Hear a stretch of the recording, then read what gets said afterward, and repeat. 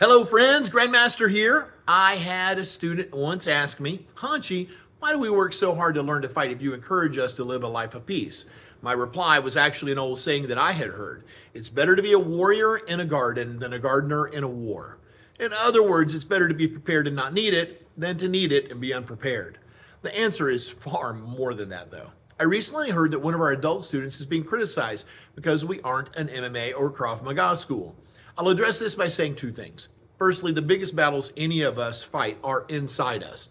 To stop internal self-loathing and doubt, to say the right thing on a daily basis, to do the right thing every day of our life, and to be the right person for our lives and the people who are around us. That is our biggest effort here at Ancient Ways.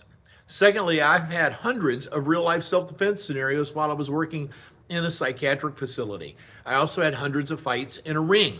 Which do you think gave me a better understanding of what my students need in the real world? That is why we don't teach MMA or kickboxing.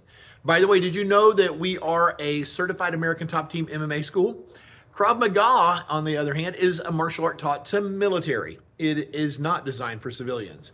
I've trained in Krav and used many of their tactics and techniques, but with a civilian approach, as opposed to a military approach. This will allow our students to defend themselves without subsequently going on to prison for excessive use of force.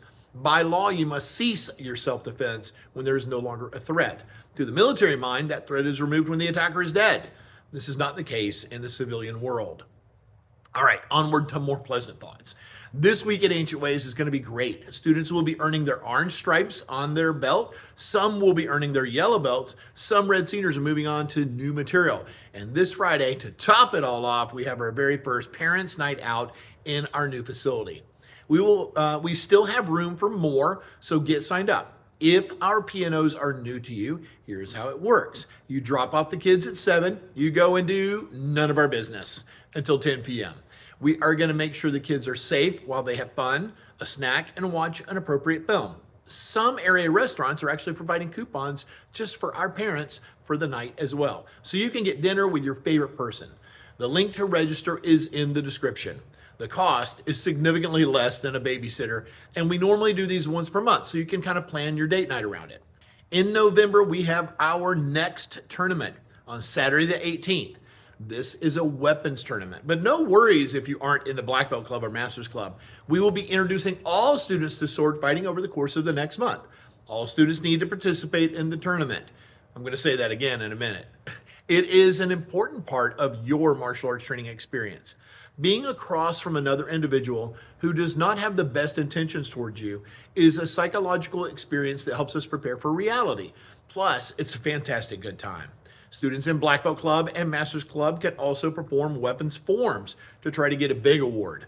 Plus, we will run our meat grinder arena for an hour at the end of the tournament for those who just can't get enough of the sword fighting.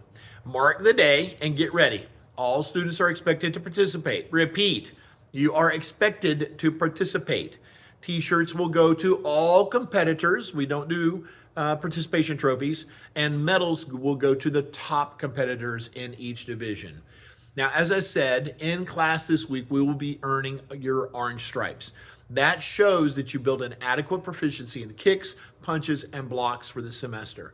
And it means we are 1/3 of the way towards your next belt rank.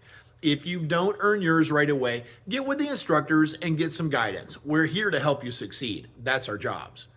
Now, remember the 3 secrets to success at anything. Number 1, consistent practice. Get to class. Number 2, mindful repetitions. Don't just throw the kicks and punches. Do them well. Make sure you got good technique. And 3, over time. Everything gets better if you just do it a lot, okay? Anything worth achieving will be a challenge, either in difficulty or tedious, or more likely a little of both. Keep it up. There's a black belt in your future, or even beyond that, for our many actively training black belts. Grandmaster out.